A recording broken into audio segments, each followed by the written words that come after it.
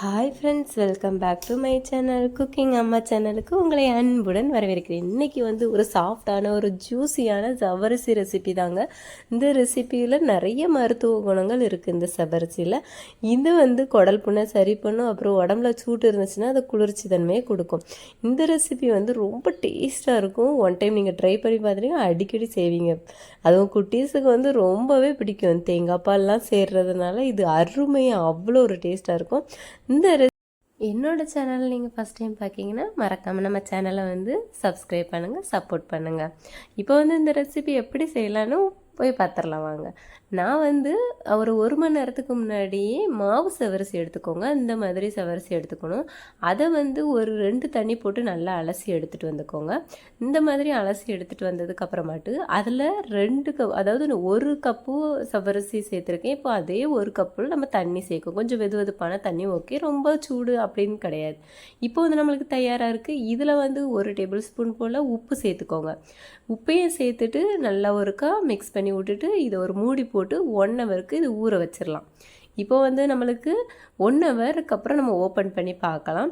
நம்மளுக்கு 1 ஹவருக்கு அப்புறம் நம்மளுக்கு இப்படி தான் இருக்கும். இந்த மாதிரி இருக்கும். அதாவது தண்ணியெல்லாம் உறிஞ்சு நம்மளுக்கு உப்பிப்பே இருக்கும். இந்த மாதிரி அமுக்கும்போது மாவு மாதிரி வரும். இதில் தான் நம்ம அந்த ஸ்வீட்டான சூப்பரான ரெசிபி செய்ய போகிறோம். இதை ஒருக்கா கையை வச்சு நல்லா கலந்து விட்டுக்கோங்க. இந்த மாதிரி நம்ம ஒருக்கா கலந்து விட்டதுக்கப்புறமாட்டு நம்ம இதுக்கு உள்ளே வைக்கிறதுக்கு அந்த பூர்ணம் ரெடி பண்ணிடலாம். 1 ஏலக்காய் எடுத்திருக்கேன். அது கூட நான் கொஞ்சமாட்டு, அதாவது தேங்காய் துருவல் கூட போட்டுக்கலாம். நான் இந்த மாதிரி வெட்டி அதை ஒரு ஜாரில் போட்டு நல்லா அடித்து ஓட்டி எடுத்துகிட்டு வந்துக்கலாம். இந்த மாதிரி அடித்து ஓட்டி எடுத்துகிட்டு வந்துட்டேன். இப்போ நம்மளுக்கு பூர்ணத்துக்கு நம்மளுக்கு தேங்காய் ரெடியாக இருக்குது. இது கூட கொஞ்சம் சீனி போட்டுக்கலாம். நீங்கள் இது கூட நிறைய வேறு ஏதாவது நட்ஸு அந்த மாதிரி சேர்த்துக்கலாம். அது உங்கள் விருப்பம்.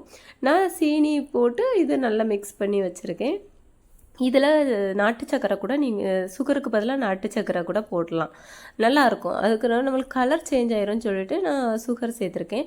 இப்போ நம்ம உருண்டைகளை பிடிக்க ஆரம்பிச்சிடலாம். இந்த மாதிரி உருண்டை ஒரு கொஞ்சமாக கையில் கொஞ்சமாக எடுத்துகிட்டு கையில் அந்த தண்ணி இல்லைன்னா எண்ணெய் அந்த மாதிரி தடவிக்கோங்க. ஏன்னா இந்த சவ்வரிசி கொஞ்சம் கையில் ஒட்டும். அதனால் ஒட்டாமல் நம்ம உருண்டைகளை அழகாக பிடிக்கணும்னா கொஞ்சம் தண்ணியை தொட்டு தொட்டு யூஸ் பண்ணிக்கோங்க. நம்மளுக்கு கரெக்டாக வரும். இந்த மாதிரி ரவுண்ட் அப் பண்ணிவிட்டு நம்மளுக்கு சுற்றி விட்டுக்கோங்க. அப்போ தான் நம்மளுக்கு உள்ளே பூர்ணம் வைக்கும்போது நம்மளுக்கு கரெக்டாக வரும். இப்போ நம்ம கொஞ்சம் பூர்ணத்தை உள்ளே தூக்கி வச்சுக்கலாம்.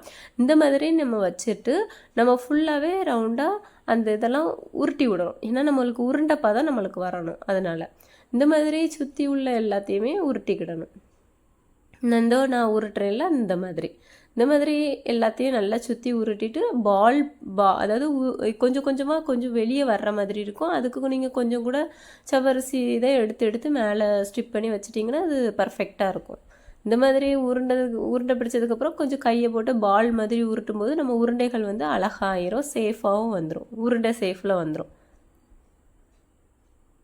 இந்த மாதிரி அழகாக உருட்டிட்டோன்னா நம்மளுக்கு உருண்டைகள் தயாராகிடும்.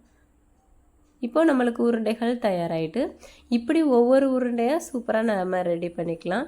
நான் இந்த மாதிரி எல்லா உருண்டைகளையுமே நான் ரெடி பண்ணி எடுத்துகிட்டு வந்துக்கிறேன். இன்னொருக்கா கூட உங்களுக்கு கொஞ்சம் உருண்டைகளை உருட்டி காமிக்கிறேன்.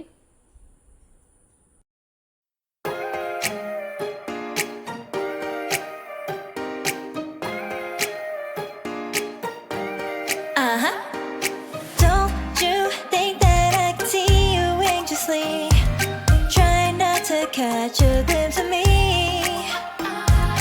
Don't you worry, it's okay to take a peek. See the magic words now, pretty please. இந்த மாதிரி நான் இட்லி தட்டில் வச்சு தான் நான் அவிக்க போகிறேன். நான் இந்த மாதிரி சுற்றி எல்லா இட்லி தட்டிலையும் நான் வச்சுட்டு அடுப்பில் இட்லி குக்கரை வச்சுருக்கேன். இது ஒரு 5 நிமிஷத்துக்கு 10 நிமிஷத்துக்கு நம்ம நல்லா வெந்து வரட்டு. இப்போ நம்மளுக்கு வெந்து ரெடி ஆகிட்டு இப்போ தயாராக இருக்குது. இப்போ ஒன்று எடுத்து வச்சிடலாம். இதுக்கு தேங்காய் பால் ஊற்றி சாப்பிட்டா வேறு லெவல் டேஸ்ட்டாக இருக்கும். நம்மளுக்கு பார்க்கும்போது எவ்வளோ ஒரு அழகாக இருக்குதுன்னு பாருங்கள். அந்த சவ்வரிசியோட மேலே கண்ணாடி பதத்தோட பளபளன்னு இருக்குது. ரொம்பவே டேஸ்ட்டாக இருக்குங்க. நான் எங்கள் வீட்டிலே மூணாவது டைம் இதை நான் ட்ரை பண்ணியிருக்கேன். ரொம்ப அருமையாக இருக்கும். குழந்தைங்களுக்கு மறக்காமல் செஞ்சு கொடுங்க. இதில் தேங்காய் பால் ஊற்றி சாப்பிடும்போது வேறு லெவல் டேஸ்ட்டாக இருக்கும். ட்ரை பண்ணி பார்த்துட்டு எப்படி இருக்குன்னு மறக்காமல் எனக்கு கமெண்ட் பண்ணுங்கள். நம்ம சேனலில் வந்து நீங்கள் ஃபஸ்ட் டைம் பார்த்தீங்கன்னா மறக்காமல் நம்ம சேனலை வந்து சப்ஸ்கிரைப் பண்ணிடுங்க. எப்படி இருக்குன்னு செஞ்சு பார்த்துட்டு எனக்கு கமெண்ட் பண்ண மறந்துடாதீங்க. இப்போ இந்த ரெசிபி உங்களுக்கு பிடிச்சிருக்கோன்னு நான் நம்புகிறேன். என்னோடய சேனலில் இந்த ரெசிபி எல்லாருமே சாப்பிட்டுட்டு வீட்டில் உள்ளவங்களுக்கு வந்து செஞ்சு கொடுங்க. செஞ்சு கொடுத்து வீட்டில் இருக்கிற எல்லாத்தையுமே ஹாப்பியாக வச்சுக்கோங்க. தேங்க்யூ. டாடா பாய்.